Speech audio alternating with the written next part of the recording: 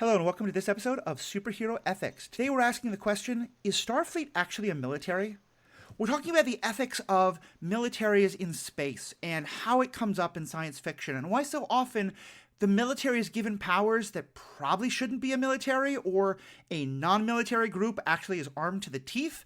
We're going to get into this all with regular guest Rob McKenzie. All that more after a commercial break we have no control over.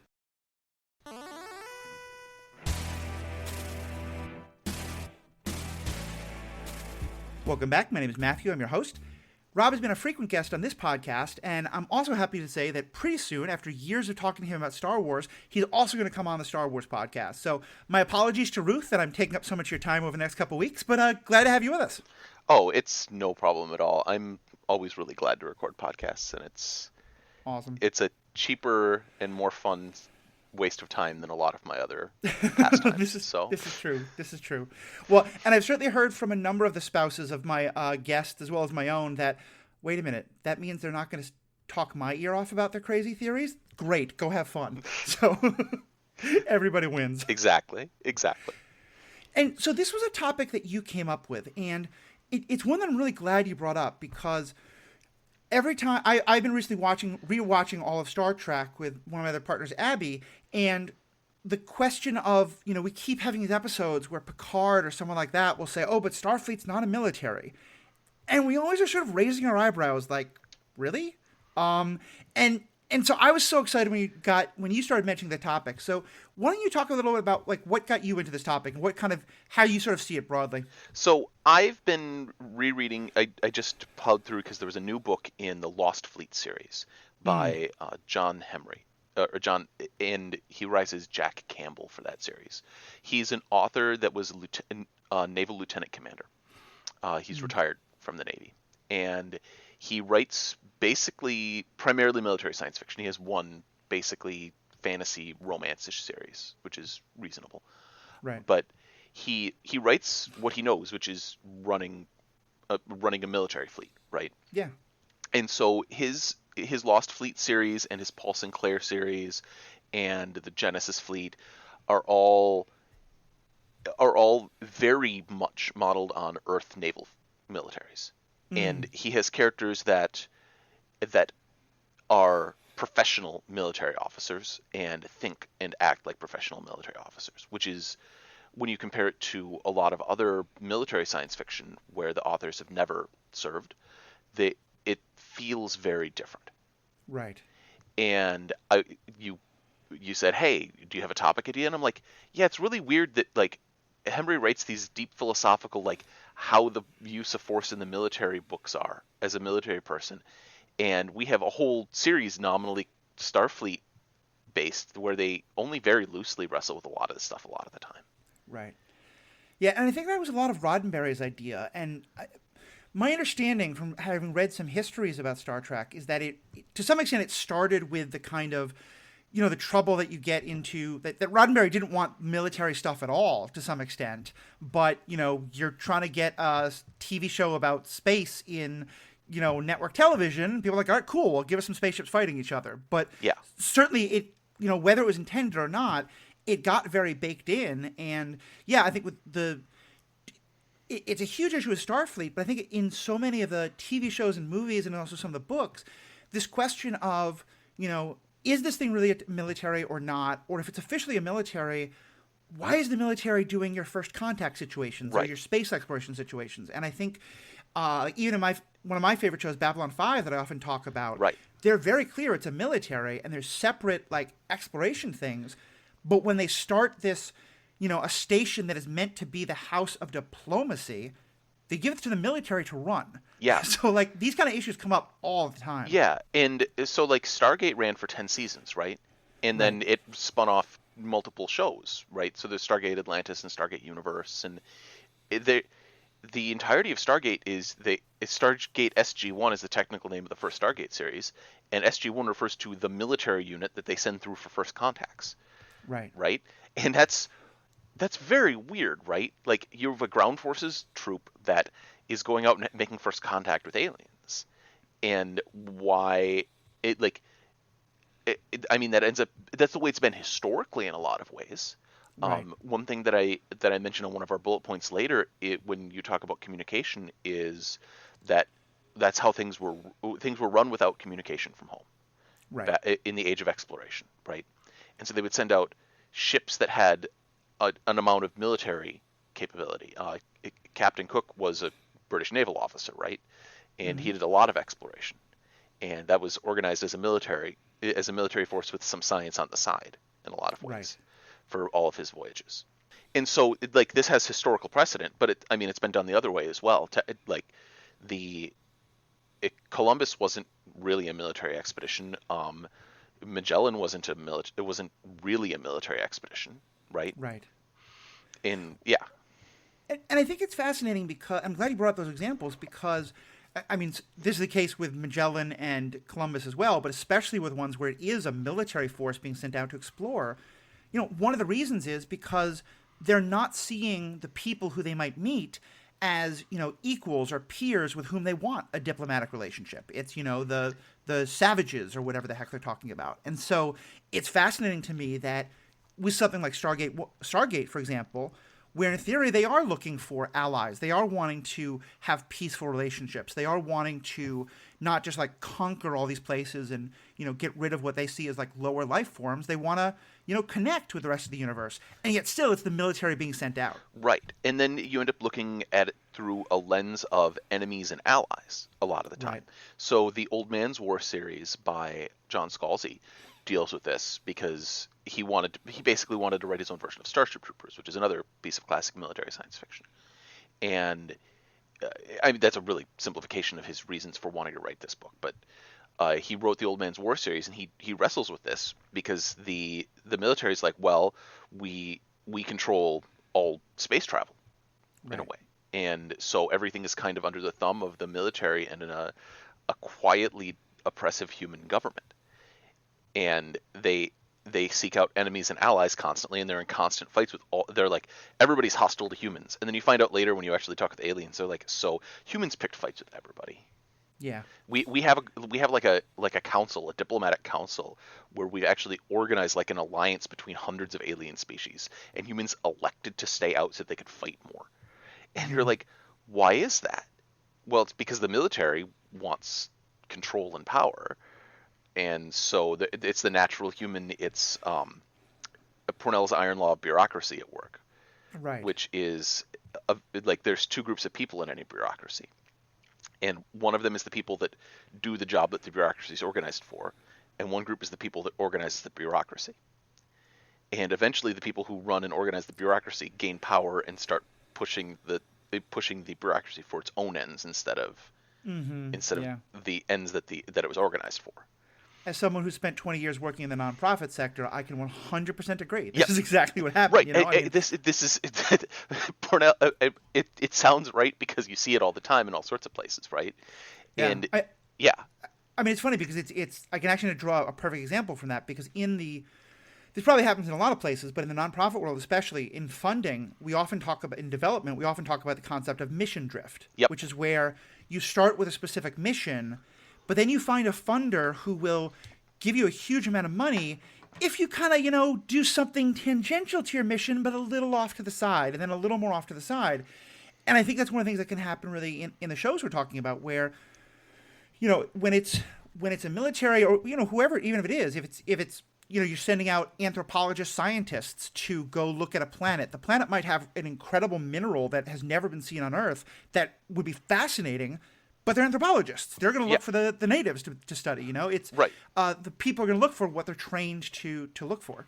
right. And in like Battlestar Galactica, there's a definite fight against that, right? So Battlestar Right. Galactica is organized around basically a military group and a civilian group fundamentally, and the leader of the civilians asks the military to provide police services within the civilian ships, and the which is very it looks similar to taking a military force and pointing them outwards at an enemy, right? Right. It, it's it it's tangential. It's adjacent to the to the goal of the military, and he points out that if he allows this to happen, then the military is designed to look for enemies, And if Right. he does that and he points them at the people, then he's going to end up with a problem where the military is going to see the people as enemies at some point, and he doesn't want to have that happen.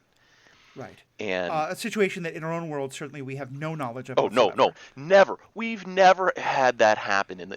But that I actually think that in a lot of ways, Battlestar Galactica shares a lot of the philosophical views of the Lost Fleet in that way, Yeah. because in Henry's books, the protagonist of the Lost Fleet series is a hero that was lost in cold sleep for a century, and he was the big hero of the beginning of a war. And the civilians keep pointing out, if you go back to the capital with any number of fleet ships in force, they will consider it a military coup. You're the most popular person in space. You could give an order, and the civilians would tear down the random people on the street would stage a revolution and tear down the halls of government, right? Because Right. we've been at war for a century while you were asleep. And he's like, well, yeah, but I don't want to do that. The military is the servant of the civilian population, right? I can't seize power. I can't march the legions into Rome. Right. And Battlestar Galactica has that struggle a lot too, where the military has all of the force and all of the power in that series, right? Right. I'm so glad you bring this up because, well, first of all, like I made the kind of joke, real comment about parallels to our own world. Right. In the last couple of years, both when we've seen the actual military called out to try and deal with protests and stuff like that, but also the like super militarization of police forces. Yes. Battlestar Galactica is something I've thought of quite a lot because it's interesting because and that show what I like is that the head of the military, Adama, on the one hand, he definitely does have that ethic of, we as the military, we are the gun, we are not the person holding the gun. The civilians have to be the one to tell us who to shoot the gun at. Yep. But then there are times when he feels that the civilian government. Then there are times when he feels that the civilian government is putting everything in danger, and he doesn't want to, but he's clearly willing to, basically have a coup, to overthrow the civilian government. Right. And it's such an interesting thing because I think one of the things I love so much about Battlestar Galactica, and it sounds like the books you're doing do the same thing, is it says, okay, well, these are very nice ideals, and these ideals are what we should normally stick to. But what happens when really hard situations come up and maybe that ideal doesn't fit the situation? And I think in Battlestar Galactica, I think for the most part, I think Adama's wrong, but there's sometimes, I think there's at least one or two instances where I sort of see where I can very much understand why he seems to think he has to do that, and Right. that it is murky and that it's not just, you can't just clearly say military over here, civilians over here, as much as I very much want to. Right. Well, and because the thing is that the military is drawn from the civilian population fundamentally, right? Right. If you don't have conscription, then there's no forced service. It's people who elected to put themselves in the position where they're holding the gun for somebody else. Right. And they're people and they have judgments and they'll get frustrated. There's a bit in the Lost Fleet series where John Geary, the protagonist, the admiral, is having a discussion with a captain, and the captain's like, "Hey, I've canvassed a whole bunch of other captains in this fleet, and we are ready to do whatever you feel is necessary when we come back and engage the civilian government." Because one of the things in the Lost Fleet series is they're trapped deep behind enemy lines and have to fight their way back, right? Right. And so he's like, when we get home, you can use the fleet to do whatever. I've got a majority of captains that are willing to back you no matter what you do. And he's like, when you say no matter what you do you mean overthrow the government? And he's like, well, it wouldn't be overthrowing the government. You just need to fix it. We've had problems. It's like, you haven't been here for the last century. And he's like, but I can't fix the government. He's like, if they give me an order that I can't deal with, I can resign my commission. Right. But I can't decide to do things contrary to the orders of the government. If they give me an explicit order to do a thing, I have two choices: follow the order or resign. Those are the only choices that I have. Mm-hmm. And the other member of the fleet's like, oh, well, if you resign, then you just go out and be in charge of them without being in charge of the military. And he's like, what are you talking about? Right? And it's such an interesting question because, again, it does have so much relevance in our own world. Yeah. And for any NSA agents listening, this is all just like speculation of a couple of idiots. We have no idea what we're actually talking about. Right. But, in the last couple of years, we've had numerous members of the military who, once they've retired, come forward and say that they very seriously considered either taking action because they thought that the commander-in-chief was violating his oath or not mentally stable enough to rule or anything like that, or considered refusing to carry out orders that they thought were either unconstitutional or were just completely unbalanced and going to perhaps blow up the world or whatever the heck could have happened. Like literally that we just had a general come out with another new book saying that at one point he was like talking down, he basically was like trying to take the military command, the nuclear codes away from the commander-in-chief at the time. Right. Don't imagine who I'm talking about. All theoretical. And this is just based on public information, right? This isn't us saying that we're going to stage a coup. This is some information that we've gotten from existing sources. Because my point here is, I am someone who would have always said, from all the things I watch, civilian good, military bad. I would never, ever, ever want the military to ever have a situation like that. And I remember thinking, like, my first thought was like, well, good. I'm glad the generals did that, or I wish the generals had done that. And then being like, Matthew, I'm kind of being sympathetic to the idea of a military coup in the United. That's ridiculous. Well, that's the thing is the well-structured military organization. So I'm going to go back to Battlestar again. They have an esprit de corps. They have a feeling that they are part of a single unified group. They have training the officers should, if the military is well run and well backed, should have training in how to make some of these ethical decisions. Because we found it on these rocks in the real world, right? Just following orders is not a defense, right? And we absolutely know that. And so the officers are given courses in how to recognize when an order is illegal, because you can't order. So if you have a bunch of civilians that you're in an actual military conflict and you've come across a building full of civilians, right? You can't just execute these civilians. Like we have laws of war, right? And so if your commanding officer tells you just kill these people, that's an illegal order. That's the time that you're allowed to refuse an order is when an order breaks the laws of war, right? And yeah. I think it's so true. And my understanding, like just in our own world, is that, for example, in this country, troops, soldiers, and any military people, please write in and correct me here if I'm wrong, but my understanding is that part of the oath they take is to defend the Constitution to defend the country. And so, if a military leader or civilian leader is violating that, then there is some wiggle room there. Yes. Let me ask you this, though, also, because you made a really good point a few minutes ago about how if it's not conscripts, you have then people who have chosen to go into the military, and then often it's, maybe because their parents were in the military or they've been raised kind of idolizing the military. I mean, today, certainly we know that, like, Call of Duty, and, like, I think there's nothing wrong with those video games, but Call of Duty is made in part with the U.S. military because they want teenagers to think being in the military is cool. Yeah. And there's a lot of evidence about those connections, and those connections to movies and even some of the Marvel movies we talk about all the time. Yeah. But there's an extent to which also I think there's a third category in that you can have conscription, you can have volunteers, but then like in a country like ours, and this is certainly true in militaries throughout history, you have people who volunteer, but not because they have a love of the military, because they have a love of putting food on the table. Right. And the military is the best way to get out of a bad situation or to get a college education. In the books, that's not an issue that I've ever seen come up in the science fiction shows that I watch. In the books you're talking about, do they ever address whether, like, not even the officers, but the enlisted men and women, but the enlisted people, are any of these books ones in which, like, they're kind of volunteers, but it's also a lot of socioeconomic situations that are kind of pushing people into the military? So that's addressed in Battlestar Galactica, actually. One of my favorite characters is Felix Gaeta. And, yes, you're right. And Felix Gaeta just wanted to get his education paid for, right? They do an interview episode in season 2, I want to say, where they interview a bunch of people a bunch of members of the fleet to try to humanize them, right? And a lot of them signed up for these socioeconomic reasons, right? Where Felix Gaeta was like, I signed up because I wanted an education and a paycheck. I didn't sign up to be a permanent military member, right? And so they do address that in Battlestar Galactica quite a bit. In Star Trek, they're post-scarcity, so they've kind of deleted that ability to create that type of tension.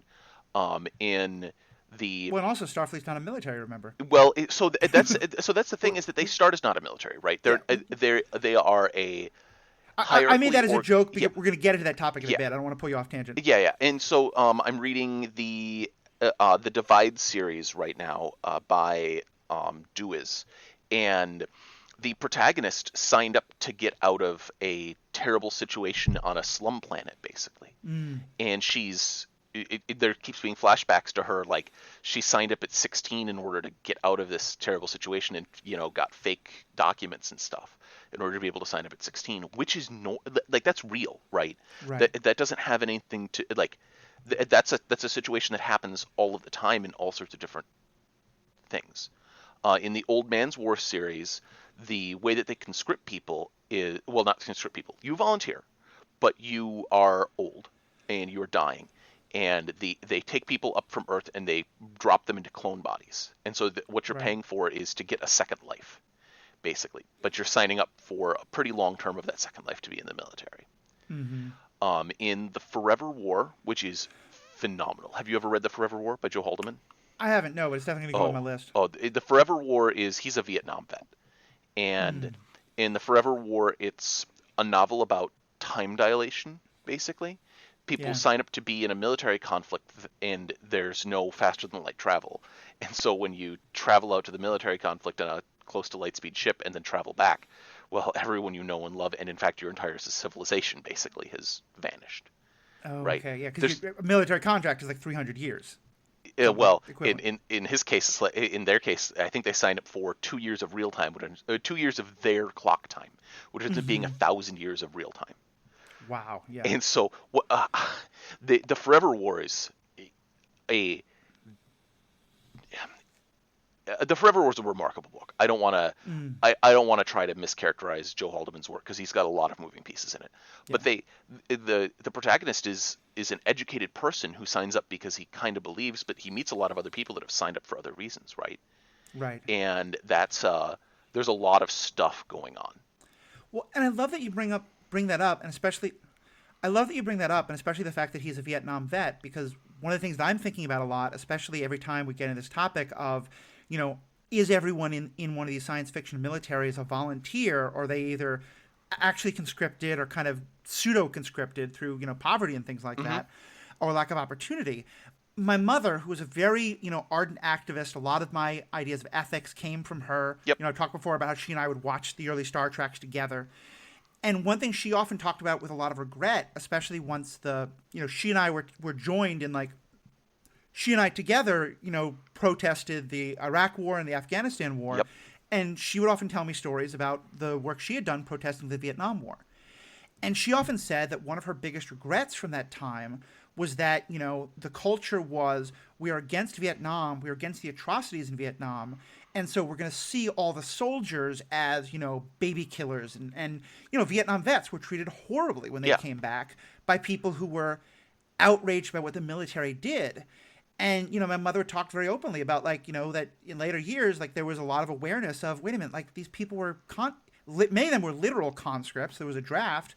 Or many of them were, again, the sort of pseudo, like, they had no other opportunities. They had no Right. other, or this is what 5 generations of their family had done.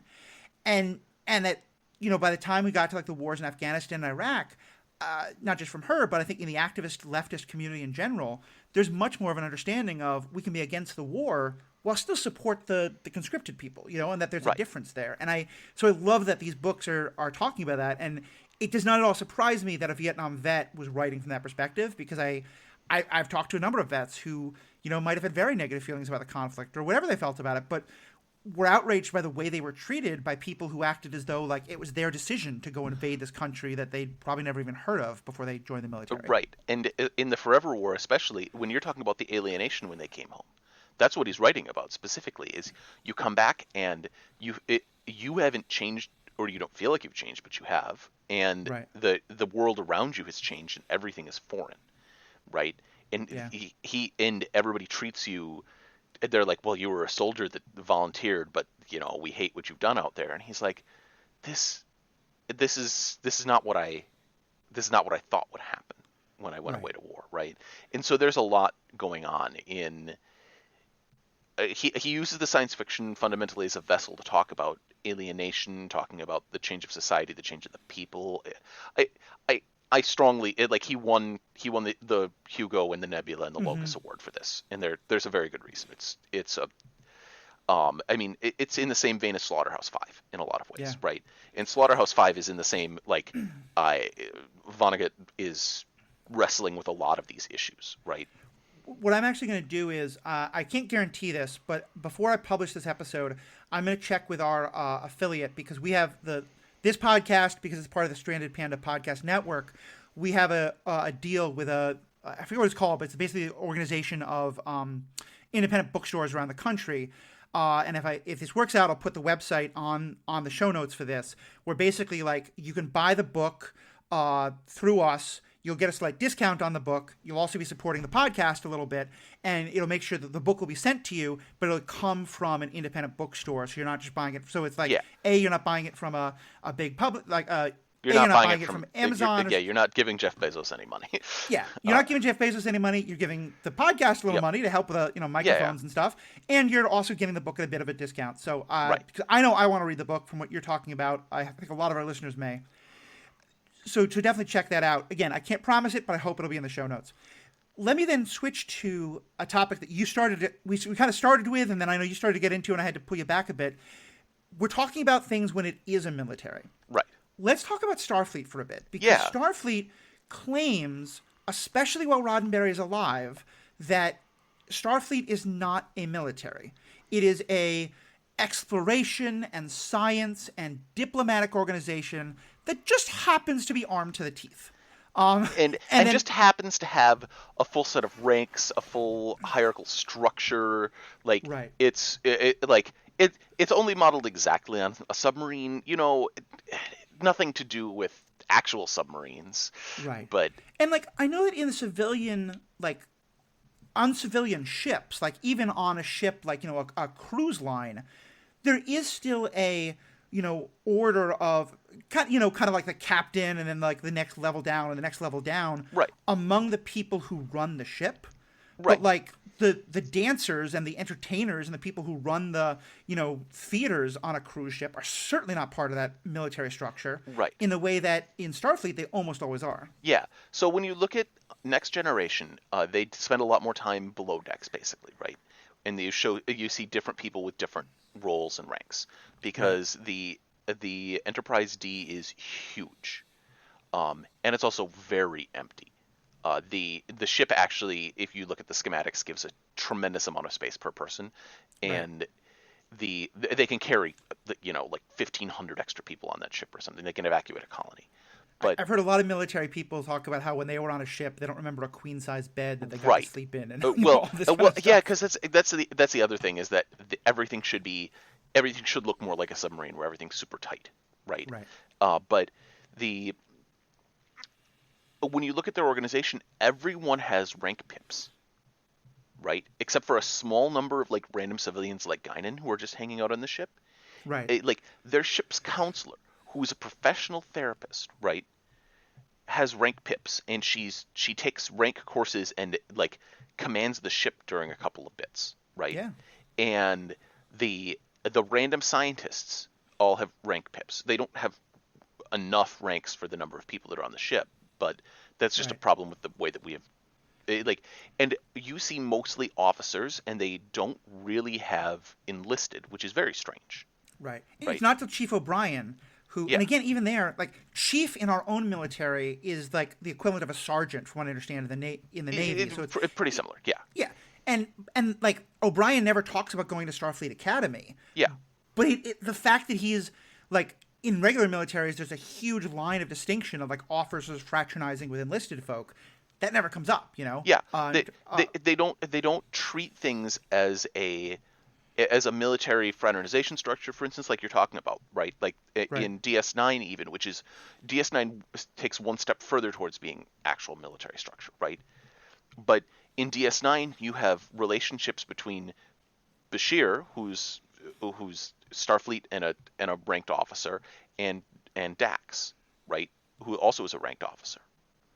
And they talk a little bit about how you can't technically have Kira command the Defiant because she's not a member of Starfleet, and then they have her command anyways because they don't care, right? Right. They fundamentally, they're like, well, all of this military stuff is kind of like a kabuki theater, right? It's not there for real. And so they aren't these real professional, like when you look at how contrasting it directly with Battlestar, they don't treat it as the military component being a professional aspect. They're amateur at being military.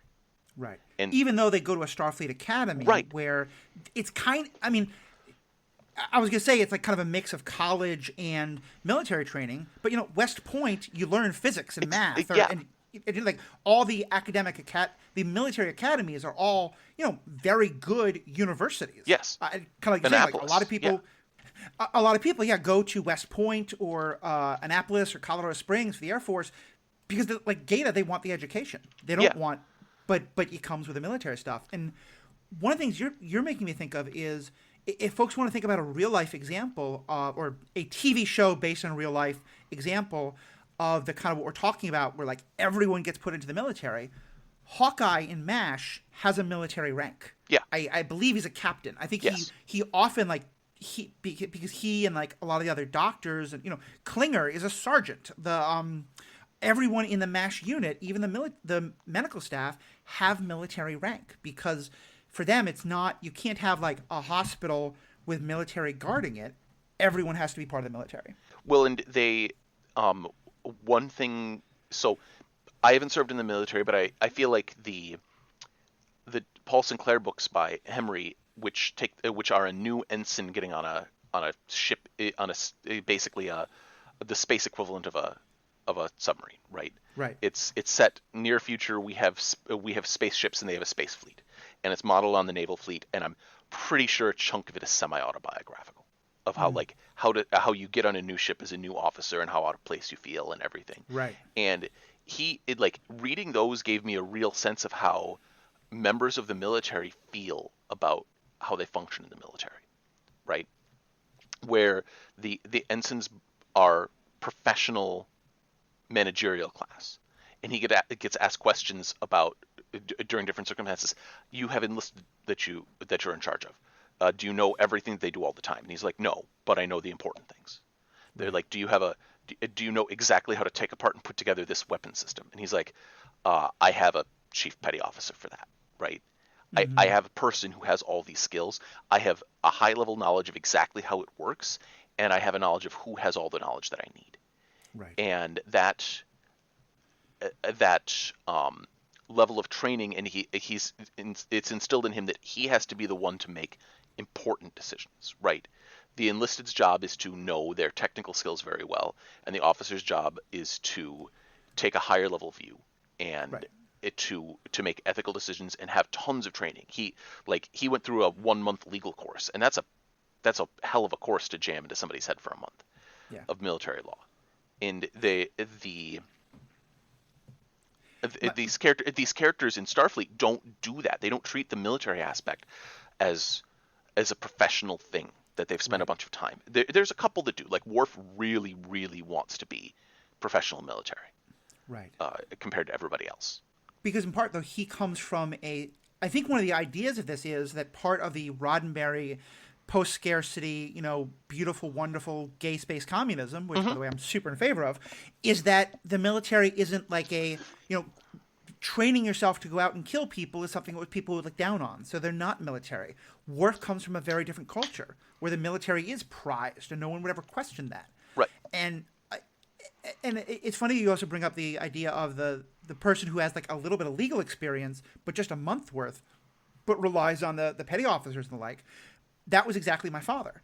My father was drafted during Vietnam, but he had finished, I think, 2 years. I think he'd finished law school, and so he was basically the equivalent of that. The enlisted person who there was the actual lawyers in the military. They may have I think they may have law degrees as well. Yeah, but they do. The JAG office is all fully legally trained and have law degrees. Right, but he would talk about how they would rely on him quite a lot because he was much closer to that kind of world, whereas they had all the military training. Right. So why is this bad? What's the I think we've kind of hinted at it, but let's get into directly. What's the problem with something like Starfleet not acknowledging the because I think it does do a lot of non-military things. Yeah. but it certainly is very militaristic. What's the problem with it saying, "Oh, we're not a military, we're not a military" all the time? So the one thing that happens as you get more technology is you concentrate more hands in the power of, or more power in the hands of fewer people. Right. So, 1,000 years ago, a person had, a sword and their voice to command people, right? Right. And the technology of wielding power was mostly the technology of manipulating people in a lot of ways. Nowadays, the technology of having power, you can have enough power to destroy a city physically held in the hands of one person. Mm-hmm. And that's just now. When you extrapolate that out forward, it gets really spooky. And the big problem is dropping rocks on people. Right. So the like the dinosaurs were wiped out by a meteor. The Tunguska meteor is the largest impact that we've had in modern times, right? And we've never had a very major meteor hit a populated area. We're lucky. There's science fiction Mm-hmm. movies about deflecting meteors and stuff. Most of that is pipe dreams. We don't have the technology to deflect anything big right Right. now. Bruce Willis is not landing on an asteroid with a drill Right. anytime soon. Exactly. And so if you have a fleet that can get out in space and can move things around in space, which is fairly trivially easy if you have a ship that can get out to something, Mm-hmm. then you can drop comets or asteroids on civilized Right. population centers. Or you can just like craft up a big metal slug and kick it out of your railgun, and you gain all of the force from dropping something from orbit, right? For any of my Babylon 5 fans who are out there as listeners, Hmm. they know this happens. Because I'm not Yeah. going to give it away, but yeah, one of the fleets uses what they call mass drivers. Yep. And I had to look that up. Yeah, it's exactly that. It is taking a mass and just shooting it. I think they actually literally go out and like collect rocks from an Yep. asteroid field and then just bombard the planet with them. Yep. Because yeah, it's you can have even just like a 10-foot diameter comet hitting the ground at Well, that kind of speed. yeah. So a 10-foot diameter comet would burn up because it's not because it's mostly made out of water. But yeah, Right. No, I mean, yeah, yeah, yeah. 10-foot long rock, Yeah, or whatever it was. yeah, a 10-foot wide metal slug will hit and with a lot of kinetic force, right? Right. And the Lost Fleet goes into this where they talk about bombarding civilian populations, and that like John Gary gets woken up and they're like, "All right, we fought our way out of the home system of the enemy. We're in a different system. While we're here, we're just going to bombard all their civilian targets, right?" And he's like, What are you talking about? That's an Right. atrocity that's against the laws of war and against like moral codes, right? They're not combatants. They didn't sign up to be killed by the military. They're like, we've been in total war with these people for a century. He's Right. like, yeah, but that's ethically wrong, Yeah. right? And so the thing is that he's had specific military training to know when to apply military force. Starfleet, if they haven't had a ton of experience like with just following orders with all the ethical quandaries that come when you have lots of power concentrated in the hands of a few people, then they might get into situations where they're like, well, these people are a threat. We don't like why don't we just like make the chaotic good call to drop rocks in them, right? Mm-hmm. We think that killing 1,000 people in this colony will save 1,000,000 lives. Right. It's the Hiroshima argument. Right. You nuke them to prevent all the military losses that would happen, that kind of thing. And Right. it's in some ways you can definitely talk about this in terms of directly targeting civilians. Yes. But part of the problem is also that when it comes to space battles and especially spaceships targeting things on a planet, like precision bombing is a real problem. Mm-hmm. Even our own world, like our military claims that with drone strikes and the like they can target, but all the time we hear about civilian casualties. Right. I And imagine like an aerial bombardment from space of trying to blow up the military installation in a city. Like, good luck. Like, So it's only hitting that thing. yeah, so it's not hard to put things pretty close to where you want them, but pretty close is very vague. You have Right. atmospheric disturbances that kick your thing around. If you're dropping actual rocks, they might not be even masses and they might tumble, right? And so you can precisely with orbital mechanics put a thing somewhere. But if it's a dumb rock, well, they can move, things can move and change, right? Right. Like you could have a bunch of civilians have a big meeting in the building and get killed, right? It's so like Starfleet has this problem where they have a ton of power concentrated in very few hands, Right. and they don't have the more rigid structure that you kind of that in our world we've figured we need, because we have this problem in our military as well. They have all sorts of weapons that can hurt a lot of people. A platoon of Marines could wipe out a city of a few thousand people of civilians in most areas, right? Mm-hmm. They could just come through and kill them all. So what checks do we have on that kind of power in our world, and why doesn't Starfleet have the same kind of checks on ships with weapons that can clearly destroy entire planets? Right. And like they do every now and then introduce characters who are, Carol Marcus in Yep. Wrath of Khan, or others in TNG, and like who's they go, I'm not part of the military, I'm not part of Starfleet, I'm a scientist. Yeah. Which that alone belies the idea that Starfleet isn't a military to some extent. But even beyond that, I think you're right about the chain of command. I also just think that, particularly when it comes to first contact situations, we talked about this with Battlestar, with Old Man's War. Yeah. that, and also with In Stargate. Yeah.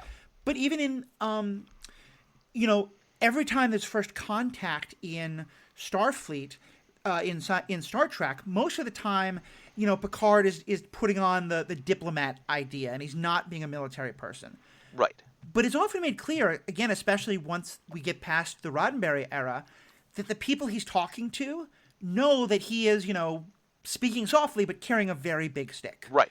And I think there's at least 2 or 3 episodes, maybe in Voyager I think it is, but maybe also in TNG, where the people they're trying to have first contact with are like, okay, you say you're not a military, but your spaceship there can destroy our world very easily. Right. Why did you come here with all these guns to talk to us about peace? And I think that's another ethical issue that really comes up, especially because they don't name it. Because I think, to some extent, if this would be an entirely different show, obviously, but if you got a ship like the Enterprise that was civilian run and had, a science division, an education division, and the people who were doing the cook isn't in the military, the doctors, none of them are in the military. Right. There is a military group on the ship for security, and maybe there's some weapons, but they still all fall under the civilian command of the captain. I think that'd be a very different show, but really be a very interesting way to change that ethical question. Right, and I keep going back to Battlestar because in a lot of ways it's actually the way that Battlestar operates, right? Right. Where Admiral Adama is, and they have this tension in season 2 especially with the Pegasus, where when the Pegasus shows up, they say, "Well, we're the military and we have all the guns and we're going to march the legions in and we're going to be in command. Why are you giving command to this school teacher?" She says. And Adama's like, because she is the highest elected official that we have. Do you propose that we run an election? We can do that. That's fine. But she's not military, and so I'd have to defer to her for strategic decisions, and we consult. And sometimes I'll tell her that her things can't work or won't work.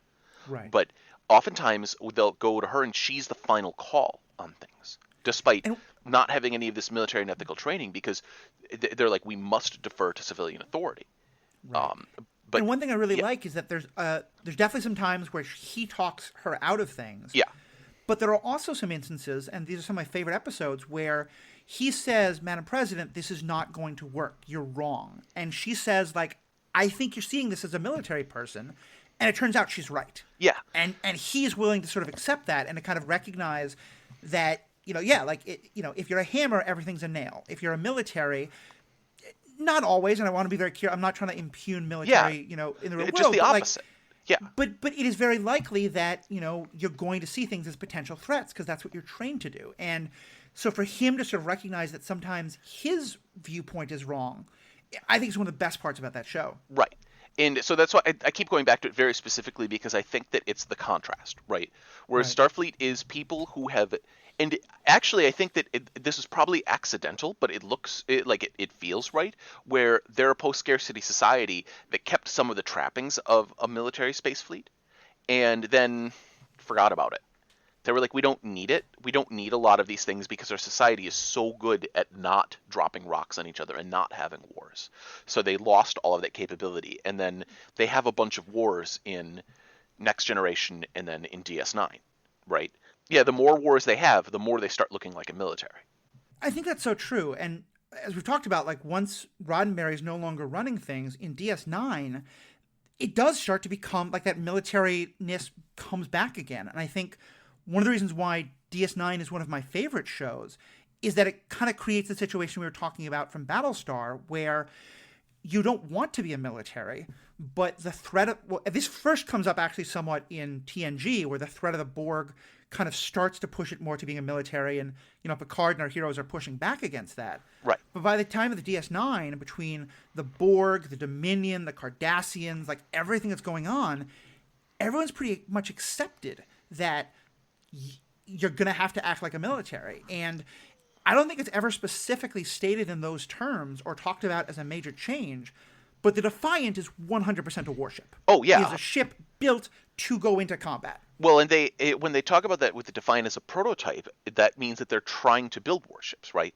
Right. And then they have this discussion where they're like, well, the Defiant's different from every other Federation ship. It doesn't have these big crew compartments for science. It doesn't have a lot of the other stuff that's going on as a science ship, right?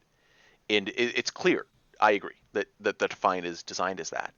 And when they show up at the beginning of DS9 around Bajor, the Bajorans are like, we've allowed you in because you specifically have not been a military, right? Right.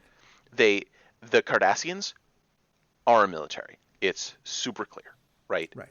And the Cardassians conquered them and built a space station. And then they're letting in the Federation, and they say, basically, you can tell it's because the Federation has a history of not being a military. Right. But they don't sign up. They don't join the Federation at the start of the show. They say, you can come in and you can help us rebuild. Like, you won a war against the Cardassians and claimed the space station, which is fine. But we could probably, like, if the Bajorans really pushed back, it's possible the Federation would have just bailed and let them try to sort out their own crap on the space station, right? Oh, I mean, there's a time in, I think, season 2 where they come very close to doing that. Yeah, exactly. Because of the and one thing I love about that is, you're right, the Bajorans are very clear they don't want a military there. Yes. But they are also specific that they say, we know we need you because we can't keep Cardassia out forever. Right. And like there's this explicit agreement that if Cardassia does try to reconquer Bajor, the Federation is going to provide military defense. And so it's very interesting. It's like, we like that you're not fundamentally a military, but we also, like, don't just send civilians without guns. Send your photon torpedoes and phasers, please. Right. And the other thing that Starfleet doesn't have is they don't have service branches. So one thing that we have in our world is in the United States, we have the Army, the Navy, the Air Force, the Marines, Space Force. I don't know why. But like, so we have these branches of military that are specialized in doing different things. Right. Right. And this compartmentalizes power, which is, I was talking about putting power in fewer hands. When you compartmentalize power, you make sure that the same group that controls your tanks doesn't also control your planes. Right. Right. And so it used to be that there was a Army Air Force and a Navy Air Force, and they pulled both of those Air Forces and made them their own separate thing. Right. But the Navy still has its own Air Force, and the Marines still have their own Air Force. So we control like the largest 4 Air Forces in the world or something, right? And so, but the point being in general is that we've decided that the way to deal with things on a large scale, how it functions societally, is to break up power. And Starfleet doesn't have that, and they don't have that because O'Brien is serving on a spaceship, but he went and did ground forces military work, right? Right. But they don't consider it a different organization. They never talk about they never talk about the difference, and they also never show it. Like, we never actually see ground warfare. We see like little squads of like 4 or 5 people fighting against 6 or 7 people, but we never see like artillery and tanks and stuff like that in any kind of real way. Right. And so what they're doing is they're producing like this idealized, like glossed over kind of view of military interactions. Right. And they have these amateurs that are doing this, that their weapons are so good that they don't really end up having to build a professional corps. And it's very strange because when you look at like how, again, going back to the contrast with Battlestar Galactica, they specifically have a ship that's organized with people knowing their roles very, very well. And so they have the differentiation between officers and enlisted, right? Right. And they have the people whose jobs are very specific to what they do. And they have people who do particular jobs, people who are trained as their backups, and they have this organizational structure where where orders flow down from the top and feedback flows up from the bottom, step by step. And that's just basically a way to organize and manage power in groups. And it's not really that way. It's closer to a business. It's closer to a corporation in TNG, where you'll have staff reviews and stuff and people managing departments, but they're very flat, right? Right. And there's one other example I want to bring up, which is, I would say, one of the top 3 Star Trek shows ever made, which is the Orville. I know a lot of people don't think of Star Trek, but it's 100%, it's fan fiction. It's a love letter to Star Trek. Right. But one of the things that they explore that we kind of get to in Star Trek with the Klingons, but I think here they go much deeper, is their fleet, they call it the Union, is made up of a number of different races. Yep. And they're very explicit that it's a military, but they also sort of there's clearly that there are other groups that do exploration and that the military only has somewhat of a limited work, but that they do some first contact and stuff like that. But one of the things that comes up is that because they all come from different societies and different worlds, those worlds have radically different approaches to how they view a career in the military. Right. And one of them is an absolute hero back home because they go to the military. The other, the family looks at them as an absolute failure. Yeah. And it's one of my favorite episodes in the second season is about this character who, they think of themselves as this incredible, very powerful, very important part of the ship, the crew. And her family is like, well, okay, but your sibling's a doctor, or your sibling's studying university, and that's what's important. Right. And it's too bad you had to go into the military because you couldn't do anything else. And I really like how they explore that. Every culture is going to have a very different approach. Right. And that's the case on Earth, and we tend to gloss that over as well. Oh yeah. And it's utterly fascinating to see these contrasts that are built in, and how much people care about this, and whether or not people treat their military well. Yeah. Right. And that's not just different countries. I mean, growing up where I did, the idea of going to the military was what's wrong with you? You grow up in South Carolina or some places like that, of course. that's an honorable thing to do. Right. And even within my own family, I have a cousin who, and an uncle who's former Navy, and a cousin who went into the military to follow his dad. And my family considers that a perfectly honorable and reasonable profession. The majority of my family doesn't do that, but we're directly related to a regular military service family, right? And so, looking at the contrast when I'm here in Minneapolis, and a lot of my friends don't really have that many military connections, and I'm looking at my Facebook feed and I see, back home I have a bunch of friends who enlisted, right? Mm-hmm. And then I have here in the cities hardly anybody, and it's just a very different and very interesting cultural split, just even within our own culture, right? I mean, I'm kind of loving that we're talking about this in terms of science fiction military, because where I grew up, the geeks were the last people you'd ever think of being in the military in any way, shape, or form, and also just I was in my family was a varied economic backgrounds. At some point doing fairly well, at some point really not. But I went to a private school that I've talked about. I lived most of my life among people who were very elite, and even with my friends who weren't, it's still joining the military from New York City was, at least the parts I lived in, especially in the geeky world, was unheard of. Yeah. And the first times I started going to science fiction conventions, or just hanging out online and talking to people about Star Trek or things like that, and I would hear people who were either former or often current military. Yeah.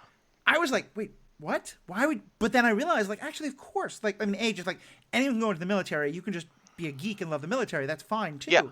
But also that a lot of them would talk about it was things like, Battlestar Galactica or Stargate, right, or things that they watched it because they were into military things, and that helped get them into science fiction or geek stuff or anything like that. And it's odd to me, but I think that through that has given me a lot more connections to military folks. I have very good friends in my life now who are former military. Right. And when you look at it, the military isn't all just we're colored a lot in our perception of the military in our world by movies like Apocalypse Now, or like everything's a military training montage where you get trained in to be a ground troop, right? Yeah. But we have floating nuclear reactors, right? Mm-hmm. The the Navy has an incredible amount of technology. They have floating cities powered by nuclear reactors that are covered with airplanes that cost $1 billion, right? Mm. And so when you look at it that way, you need a lot of technical expertise to run the Right. modern military. And so that there's a very large amount of overlap. Military science fiction is very, very popular, right? Yeah. Because the military in some ways is science fiction Yeah. when they're out there Well, running aircraft carriers, right? and I mean, entertainment, like space battles, generally put a lot more butts in seats than do four people sitting around a table. Right. And like it's funny, and I'll even I'm not gonna say guilty about it because I think it's fine to enjoy that as long as you have some understanding of the ethical issues involved. I love Star Trek. I talk about how I love the diplomatic aspects of Star Trek, the ethical aspects of Star Trek. My favorite piece of Star Trek media is Star Trek II: The Wrath of Khan, which is straight up a submarine military movie. Right. It's it is literally it like in a lot of ways it's the same movie as The Hunt for Red October. It's entirely different. Yeah. But yeah, It's about two spaceships trying to find each other with with bad sensor situation, and it's about military stuff. And right. I love it. It's a great movie, but it's not really Star Trek at all. No, and but in some ways it is because there's this extended sequence with Carol Marcus where she tells Right. Kirk, "You're in the military." Right. Like she don't. didn't want him to Yeah. be involved in helping to raise their son because he was in the military, and she's a scientist, and you can see her son is very like, oh, Starfleet. Her son 100% believes that Starfleet is military, and he has Right. no regard for Kirk because of that. Right. Well, but the gradient, so the gradient in Battlestar is very stark between military and non-military, right? But the gradient in Star Trek is very closer. I think that the edges have been softened off of Starfleet from not having big external threats or internal threats, right? From being a post-scarcity society where the military ends up like just losing a lot of its cohesion because it doesn't have an enemy to push against. Yeah. And so then they have to rebuild that over the course of Deep Space Nine, right? And you end up with a lot of really tough ethical decisions where they're basically trying to rebuild a functional, externally focused military organization over the course of Deep Space Nine. And so they have these choices. In the Pale Moonlight is in the top 5 episodes of all of Star Trek, right? Yeah, and we're 100% going to do an episode just on the ethics of that episode because I so agree. much there. But just in general, that whole episode is an ethical episode about how the military, like who pulls the cart, right? Right. Are you driven by your need to have military conflicts? Are you driven by a want to have peace? Are you the horse? Are you the driver? Like who's the one who gets to make these choices? And the military that you can Julius Caesar in our own history marched the legions into Rome, right? Yeah. And he had the military power, and he had the power to do whatever he wanted because he had the high technology of the time of commanding legions, right? He was the best commander, and so therefore he was able to use that technology in addition to all of the other technologies that he had to take control of Rome. Right. And I should also say, by the way, for those people who have a better memory of my own catalog than I have, we'll probably talk about it again. We have already done an episode on In the Pale Moonlight, where we talked about it as part of it's the episode called Ethical Villains, where we talk about the character in that in regard to Sinestro and Killmonger, and it was with a person you and I both know, Riki Hayashi. So yeah, there already is an episode about that to some extent, but it's a show I'm sure we'll come back to. Yeah. So I think we're kind of at a good point to wrap up. I have one more quick thing I want to say about military, kind of a little bit off topic. But do you have any other kind of last thoughts or questions you wanted to bring up? I just wanted to really talk about how the other thing that we didn't talk about much is because the military is driven by chain of command, you can hide things, and they go through this in a bunch of different shows. And what are the ethics of lying to the civilian populace, right? You goof something up, and you screw up a weapons test, or you accidentally start a shooting war and you hide it, because you can oftentimes do that within the chain of command, right? Right. Military cover-ups are a very real thing, and they're even more real when you're 100 light years away, right? And science fiction does address this at some point, but it's something that a real military has to think about, of how public and how much oversight are you allowed to have on the military. I mean, I remember even in Star Trek, there's definitely some discussions about how much, because I think the two things that happen is, one is there's often this fear of like, well, we don't want to spook the public, so how much Right. do we tell them about just how scary the Borg is? But also the fact that, like, everyone on Deep Space Nine is totally surprised when they find out that Defiant exists, and the Defiant's been being built for like 5-10 years, Right. We talk about them totally radically changing their philosophy on ships. The people in the fleet didn't know that they were changing their philosophy on ships. And I think that's such an important thing, because it also brings up the one last issue that I had that I wanted to mention, wasn't sure we were going to have time, is that today at least, you might have a general on the ground in Afghanistan, which, by the way, all the stuff we're talking about what the military should be doing, I think in the back of all of our heads should be thinking about like the military as nation building, and all the problems that go with that. But there, at least, like, that person always has instantaneous contact with their superiors, who have instantaneous contact with the civilian leadership. Yes. That always hasn't been the case. One of the biggest problems, I mean, there's 8 million problems with the age of discovery and exploration, but is, you have a military expedition going into, the land they don't know anything about. They can't write back to the king and ask what should we or shouldn't do. It's going to be 3 months of communication blockades. And so, of course, we see someone, we're going to conquer them. Yeah. In some science fiction, and unfortunately a lot of the stuff I read is very inconsistent about when they think this is an issue and when it isn't. But often they do, like, they'll, point out that, hey, like, it's going to take the light speed, signal that we're sending back home 20 minutes to get there and back. Or, I mean, if it's light speed, it should take, there's no way to have interstellar contact, but they somehow do it anyway. Well, if they have FTL, you can courier data around. But you're still limited by whatever your FTL system is. And one thing I've noted is there's often times where Picard has to kind of like check in with his superiors back home, or Kirk does.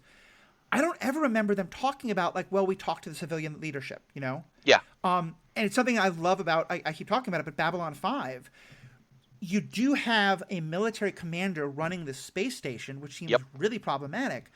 But whenever he has, he's not sure about something, he calls up a member of the civilian government. Yes. Generally, it's a senator, but also the civilian president is a very big part of the show. And it's when in the shows where they're more I think, accurate scientifically about how slow communication would be over vast distances in space.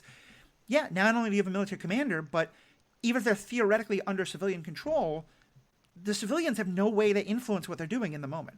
Right. The Lost Fleet deals with this really heavily a lot, where in the first few books, they're trapped behind enemy lines, and every decision is John Gary's decision, right? Right. He doesn't have civilian oversight, and then he gets back and has civilian oversight, and then they send him out again for the second series.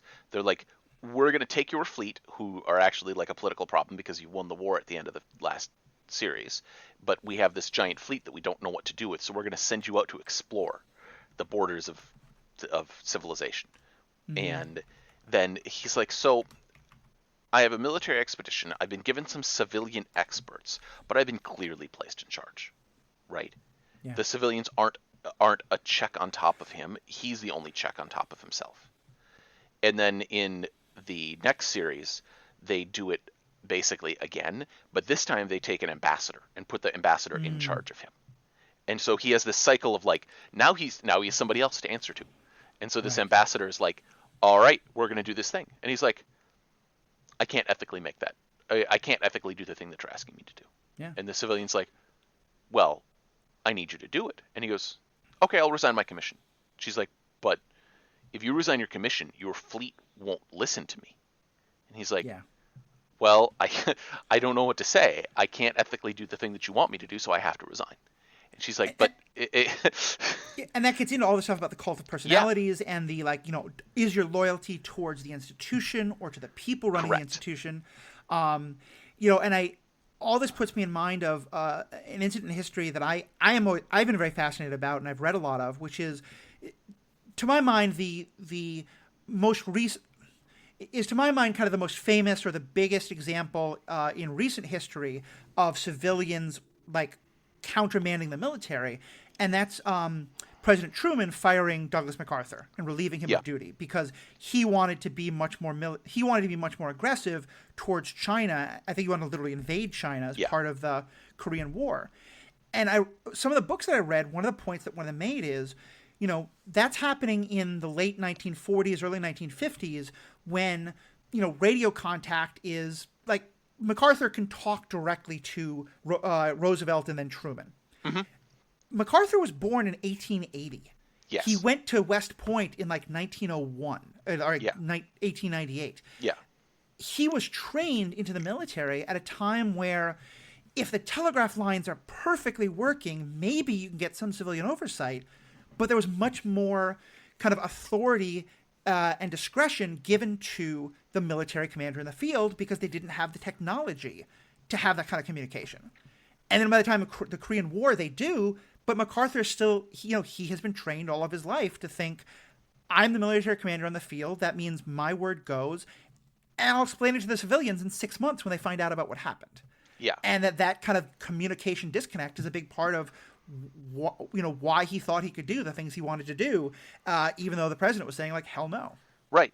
And that also, like I was saying with the chain of command, can lead to cover-ups, right? Right. Like when you have time to get your story straight, in heavy quotation marks and bad emphasis, then you have the chance to hide bad things. And we ferret out this kind of stuff all of the time, right? Yeah. Historically, where we find out that, some atrocity or some terrible thing or some even just bad decision that they didn't want to own up to happened, right? The trade-off to that is sometimes people screw up and they get held, they make an honest mistake and then they get punished for that forever, mm-hmm. because they have this immediate instant oversight. I would rather have body cams, right? Like that's what we're fundamentally talking about, is whether or not we have actual real oversight of the actual real decisions that are made. I mean, I think a lot of us think that, Vietnam was the war where U.S. soldiers committed all these atrocities, but we were absolutely perfect in World War II or other wars. Obviously, it's not true. And I don't, every military commits atrocities in war. We firebombed Dresden, for goodness sakes. Yeah, exactly. Like, and a big part of it was, there was reporters with the military in World War II, but there was an incredible amount of censorship. Yeah. And the reporters in Vietnam, they could film things and they could get it mm-hmm. out to TV in a way. And one thing it brings to mind is that some of my favorite TV shows, and again, I keep going to Babylon 5, but others as well, there's a press, there's reporters. Yes. Battlestar Galactica, the media is a big part of it. Right. I don't ever remember there being a media. Nope. In Star Trek Generations, there's media who are there for when Captain Kirk is giving his tour of the new Enterprise under the new command. But other than that, there's never a moment where Picard has to worry about a camera in his face or a reporter who's going to tell people back home. Yeah. There's nothing of that in that world. Yeah. And Star Trek in a lot of ways, like I'm saying, is it has the edges taken off of a lot of this stuff, right? It wants to show the core issues.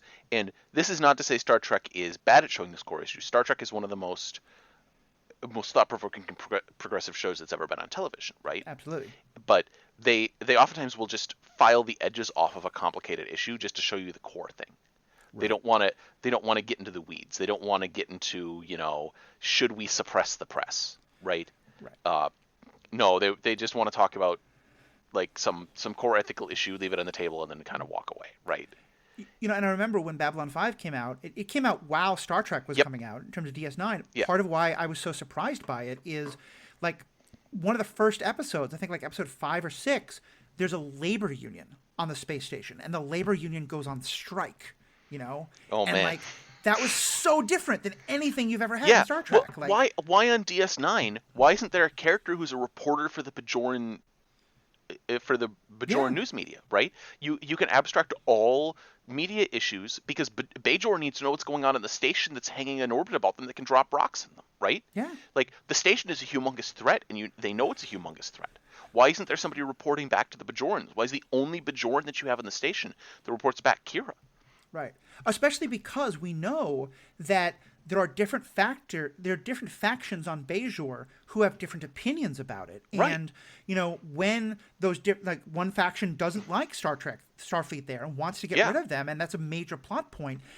And whether or not those people know about what's going on, like the protection of information, is a very big plot point often. Right, and But if I was the Bajorans and the Starfleet said we want to control the station, I would say we need somebody in your command staff, Kira. That's a good call. We also need a civilian oversight member who has access to everything. And the Starfleet goes, why do they need access to everything? And you want a separate civilian oversight member? And I go, yeah, I want somebody who Kira doesn't like. yeah, because Kira has a very distinct point of view. Yeah. That does not represent all of her planet. Correct. I think she represents the government of her planet, and although even there she's often a conflict. Yeah, But she's a coin flip, right? Like, yeah. So I'm so glad we got to talk about these issues. Yes. The one thing I wanted to bring up is more just kind of a funny aside, but I said that I in geek circles I've met a lot of former military, also a lot of current military, and just another example of kind of where it came up in ways that those of us who hadn't thought about military things most of our lives were kind of amazed by. I used to be very involved in live action role playing, LARPing, and which for anyone if you don't know, it's like Dungeons and Dragons, but we're all kind of standing up. It's kind of like Dungeons and Dragons meets improv meets sometimes like cosplay. Buffer Weapon Yeah. cosplay, exactly. And we had someone who was very important to our group who all of a sudden was like, okay, guys, we need to figure out what my character is going to do because I just got called up. I'm in the National Guard. And I'm getting shipped overseas. And we were like, oh, that's a thing. And had to kind of work out a way for like their character to still like contribute by email and stuff like that and video conference every now and then. Mm-hmm. The other thing I thought that was even funnier was there was another game that I was in where two people who had never met each other both realized they were playing in this game together. They both realized they were military. One of them was a lieutenant commander. The other was a sergeant. oh, And now they had a question of like, okay, wait, can my character attack your character? Because like, is that disrespecting a senior officer? What's the like? And like they had fun with it. And they quickly decide, like, this is totally off. But every now and then, the one who was the officer would be like, all right, sergeant, go get me a drink. And the sergeant would be like, yes, sir, and go off and like, grab a glass of water or something like that. And they were clearly having fun with it. But you guys could tell like there was something real happening there. And like, all the rest of us were like, what? I don't know what the rules are about how these two are supposed to interact. Yeah. And so, like, if you want a view into military through a military science fiction lens, I suggest either the Paul Sinclair or Lost Fleet novels by John Hembry, read as Jack Campbell, right? And the Lost Fleet's from the perspective of basically senior leadership, and the Paul Sinclair novels, I know that you've read the first one, A Just Determination, right? Is from the perspective of an ensign. The Forever War is phenomenal. Like I would put it up there against Slaughterhouse-Five as one of the best pieces of military-related science fiction ever written. Yeah, and I really like that first Paul Sinclair novel. I remember I kind of disagreed with the author on some things. But that's good. We thought that it was. But I think we did some talking about it. I wanted to read more. And I would kind of say, like, if you like JAG, like, it's basically that. It's about, it's half military science fiction and half Law and Order science fiction. Yeah, it's 4 books and there's a court martial in every book. And like, if you just want to read about courtroom drama in space, it is targeted directly onto me. And I know that there's a lot of people who will be like, that sounds terrible. Everything about that is horrible. It'll be like, everything is perfect. Well, I'm going to try and get through all the military science fiction books you've recommended after I get through all the Star Wars books that you've recommended. I've got a long reading list, but I've audience, hopefully so do you as well. Rob, for people who want to find more of your thoughts, where can they find them? Not really anywhere. I've kind of, I'm a social media hermit. I technically have a Twitter that I've been on Twitter for 13 years. I think the last post that I made was 8 years ago. That's fair. So I know you used to do a lot of podcasting about Magic the Gathering. I do. That's kind of paused for a while. I was just on Good Luck High Five recently. So if you want to go hear about new Magic sets, go on Good Luck High Five. I've been on the Geek Bracket a few times. JP does a great job running a quiz show for geeks there. Yeah. But otherwise, I'm like, I get on podcasts, and then otherwise I just kind of don't do a lot of stuff out there Well, in you public. keep suggesting interesting topics here, so Yeah. we'll just keep having you back. So, Yeah.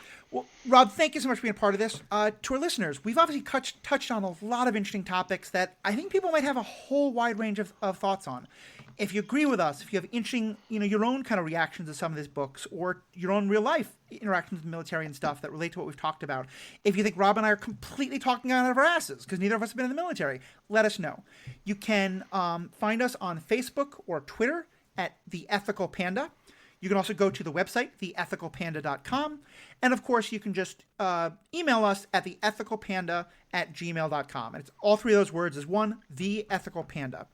At that website also, you can find my other podcast that I've talked about, Superhero Ethics. Been having a lot of fun doing that. I'm sorry, this is Superhero Ethics. I have also the Star Wars Universe podcast that Rob is going to be a guest on some point in the near future. I will also say that, and as I said, Rob's going to give me a whole list of books. I'm going to try and get affiliate links for many of those as I possibly can. And then if you're interested in buying any of those books, do it through the website. You'll save a bit of money. You'll make sure your money goes to an independent bookseller. I hope that the affiliate link will get. I'll make a note if it's not.